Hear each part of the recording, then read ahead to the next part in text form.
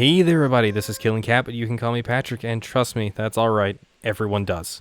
Hey Pikmin! No, not that one. It comes time for my yearly playthrough of the great Pikmin 1, and Pikmin 4 is on the horizon, so that is good timing. I plan to start recording Pikmin 4 on day 1.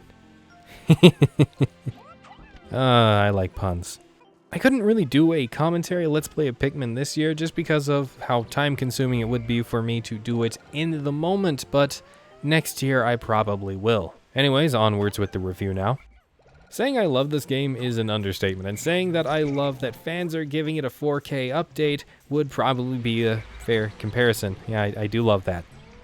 Pikmin didn't really need a 4K touch-up in my opinion, but it does look amazing. The textures on everything are smoother, crisper, in some cases more colorful due to the added depth. Now, the original's graphics are a bit crunchy these days, but they hold up really well because of how they were stylized. Though that crunch is part of the charm of the original titles, mind you. Certainly if you don't like it, this mod runs mostly buttery smooth, even though it is a tiny bit on the huge side. There are two versions, one with post-processing effects and one without. If you have trouble running the former, run the latter. There's not a ton of difference between the two, just one is moderately prettier.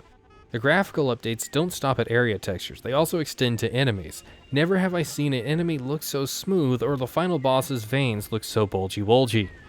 Oh, ignore that last part. Yes, this mod is good fun, but it does need a decently powerful rig compared to running just the original via emulation. And before someone gets me for that in the comments below, I own the original Pikmin over 3 times. Yes, I am that devout a fan, but sometimes, in those long 9 to 10 year gaps with no new content, you need to find that content. And I did. Thank you, Pikmin fans, far and wide. The link in the description is there for the Graphical Overhaul mod, and to the original creator as well. They make a ton of HD upgrades for these older systems. Their Twilight Princess one looks so beautiful in my opinion, and I would love to play that one day if I possibly could. Alright, the review for the 4K mod is out of the way, let's talk about the base game.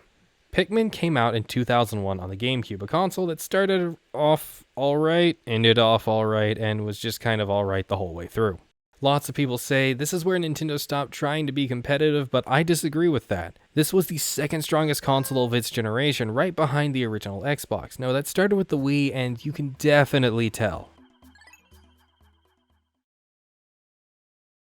Being a launch title for the GameCube, Pikmin showed off the system and how far it could be pushed almost right away because of the absurd amounts of moving and working objects on screen.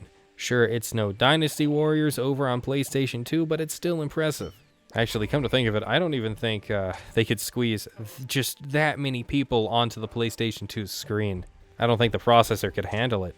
But nonetheless, for Nintendo and even Koei at the time, this was a brand new feat, and one not to be mocked. Now keep in mind, this isn't a brawler, and it wasn't very action-packed, unlike Dynasty Warriors as a counterpart of having hundreds of things on screen. This is a slow and methodical game. You are given a 30-day time limit by the esteemed Captain Olimar, but if you're playing right, you can beat the game in just 6 days. A feat I have accomplished but will never do again in my life because it is absolutely no fun. The point is, you can do it. I personally even hold a speedrun record time for beating this game in under 3 hours. Yes, it is that easy. I do suck at games. This game is nothing too difficult, maybe a bit janky here and there just due to how new the formula for these games was at the time, but overall, fair and simple in its approach to real-time strategy. Which, yes, that is the genre. I know it seems hard to believe sometimes considering how it plays, but that's just how it is. It's just a weird one. Now, I have played this game multiple times a year since it came out, and I have easily clocked in over 800 hours in it, at least at this point. If it were bad, I would have put it down when it came out. But that being said, I didn't actually beat the game until Pikmin 2 came out in 2004. And I remember that discussion in the GameStop where I bought Pikmin 2 from. I saw the game, bought it, and chatted about how much I loved the first. My mother was in the background for the ride, but the employee was apparently amused about how enthused I was. Not in a bad way or a way of making fun of me or being like, this dumb kid. No, he was just enthused. He liked the game too. But I didn't feel like he believed me for some reason. So I felt the need to prove this, and I went home, and that day I beat Pikmin 1 for the very first time. At least I believe so. And by that process, this was also the first game I remember truly 100%ing because of this. I guess neuroticism for the win. Given I have played this game for coming on 22 years soon, I am inclined to tell you how aged I am. Oh, woe is me. I am 27. Anyways, onwards. Now more in depth with the gameplay though. In Pikmin you control Olimar and use the titular title characters, Pikmin, to do all the little tasks you need to survive on the planet. And I do mean little, you are like tiny, you're like 5 centimeters tall, that's really small. You do all of this while also raising their numbers so they can last once you leave. At least that is always my goal, but given series conventions, it never works out. You crash land on a planet after an asteroid and/or meteor hits you while you are in orbit. This ruins your beloved and very personalized spaceship. Seriously, this thing has all the bells and whistles, even the completely pointless ones. There are 3 main types of Pikmin in this entry, and a bonus 4th everyone forgets about. In this area, you get the Reds. They survive fire easily and deal way more damage than other Pikmin types at 1.5 times the damage modifier. You have Yellows. They get thrown higher and can hold and utilize bomb rocks, which can be very dangerous. Do not stand near them. Blue Pikmin, my personal favorites, come in last place here, just being able to swim and breathe in water, but not really being able to swim until the 3rd entry in the series, 12 years later. With those 3 main types to help you get through the game, you can easily make loads of progress once you know what type goes where and to not whistle Bomb Rock Pikmin back after they're thrown. The 4th type of Pikmin is an enemy that most people forget, and I know Nintendo has very well forgotten at this point. Maybe they'll be in Pikmin 4, only a few days left until that hits shelves, we'll find out then. The Puffmin makes what is currently its only appearance in the series. This is a Pikmin type I would love to have as an ally in the future, but all they are is a cordyceps infested Pikmin that turn against you and try to murder you. Yes, technically Nintendo kind of did this first, but it is not the same and it's not directly stated as cordyceps. Just some other type of parasitic fungus, but it is there and it will not be denied. Yeah, these guys are actually kind of awesome even though they're your enemy. All they can do is attack you after this and follow around the puff stool. And I know a certain mod creator knows how awesome they are as well. The Puffmen only appear in 1 level of the game though, and it has to be my least favorite level, but all the levels are really good, so take that with a grain of salt. So yes, onto the level design, which is, well, I guess it's good. Look, later entries improved a lot upon the level design. You can tell by playing this that this was the team's first foray into this type of game. The Pikmin AI pathing is a bit broken, sometimes going weird or just outright terrible directions, right into danger and getting themselves killed. Pikmin act on their own, sometimes engaging in fighting enemies, collecting pellets, drinking nectar, the works, all without your input. That is something I want to see return in an extra mode at some point in the series, but it's just not conducive to good gameplay. They have their own minds like a stubborn toddler, and sometimes they glitch out and jump right back into the thing they were just called off of. I've had some Pikmin die drowning that way. How does this tie into the level design? Well, I am 100% convinced obstacles were placed with the weird AI in mind. I mean, it only makes sense, considering the game design is designed around that, that's the whole point, but it leads to frustration for anyone with enough experience with the game and for anyone new. It makes people turn away from this, and it takes away the strategy and control, and it never returned in later entries in the series because of this. The Pikmin do not get their free will back. Now the areas of the game. Those are the Impact Site, the Forest of Hope, the Forest Navel, the Distant Spring, and the Final Trial. In order, the Impact Site is of course where you crash, and it only has 2 ship parts.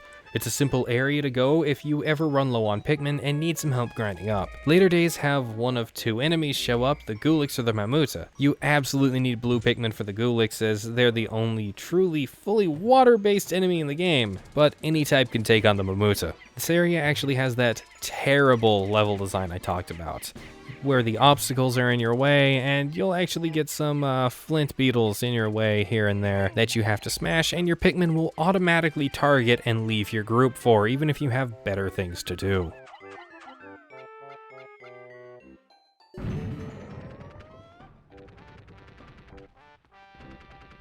The Forest of Hope, the second area you visit, is honestly my favorite area, and I wanted to return in every game, but alas, it cannot be. It's host to, if I recall correctly, the most ship parts of any of the areas. If not, it is second to only the Distant Spring. This is such a peaceful area, and it has a great introduction to combat. There are 4 bosses here, technically just 2 bosses, because 3 of them are the same boss, the Snagrets, and 1 armored cannon beetle, which never makes an appearance in any other game. The Forest Navel is under a manhole cover. Yes, these are sewers. It isn't directly confirmed, it's all but told to us, but it makes perfect sense. And if you disagree with me, you can tell me in the comments below. This area hosts the most precarious treasures, and, to me, the best sights in the game. That deep cave aesthetic is just something the rest of the series could never pull off, no matter how hard it tried. The Puffmen are also here, belonging to the Puff Stool if it manages to shake off some spores onto your squad. This is also the only appearance of the Puff Stool in the entire series, and thus, accordingly, the Puffmen. Unless you count the battle mode of this game where you try and rack up as many points as possible, then it also appears in the Distant Spring. Other than the Puff Stool, there's one other boss that is a series mainstay. The Beady Longlegs. Both of these bosses are actually just kind of alright. The level design in this cave is nothing like the rest of the game, and you are guaranteed to remember it if you played, even for a little bit, or even if you've seen it played. Everyone remembers it. My wife remembers it, and she just kind of passively has heard about it or seen me play Pikmin off and on. It's an iconic level, and it's iconic enough to be DLC in Pikmin 3. The stage is filled with ramps, fire, explosions, and, thinking about it, a little bit too much water and frogs for my tastes. The stage is probably the most well-designed of all of them, if I'm totally honest. The Distant Spring. Yes, this exists. Until a few years ago, this was my favorite area in the game, and until then, I just didn't think much about it. It has 1 boss and gets the most use out of your blue Pikmin, which is why it was my favorite. Overall, the level design is fine and it fits the world, but it leaves to be desired in enemy placement and AI pathing. It's a bit too easy to get past enemies and a bit too easy to drown a horde of Pikmin because the majority of blues were on a ship part or monster carcass. The final trial. It has 1 ship part and the final boss of the game, the only boss in this area as well. Above all other areas, this one is probably the most awesome. You use every Pikmin to get to the final boss, then swarm him with reds and use yellows as cannon fodder or to make him hit himself in the face violently with his own tongue, a weapon more powerful than Metal Gear. This is certainly the most well-developed level in the game, and then the ending credits scroll makes me feel things.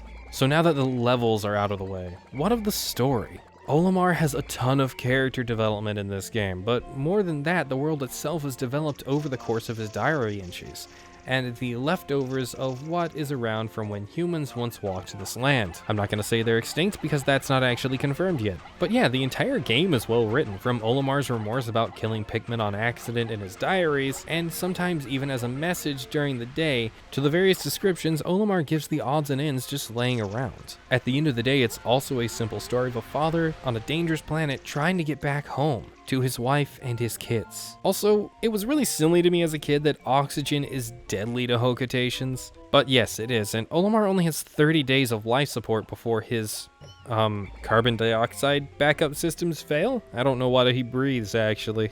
After this, Olimar will actually try and take off, and fail and crash back into the planet again, dead. Yes, this is one of the game overs. You actually become a Pikmin.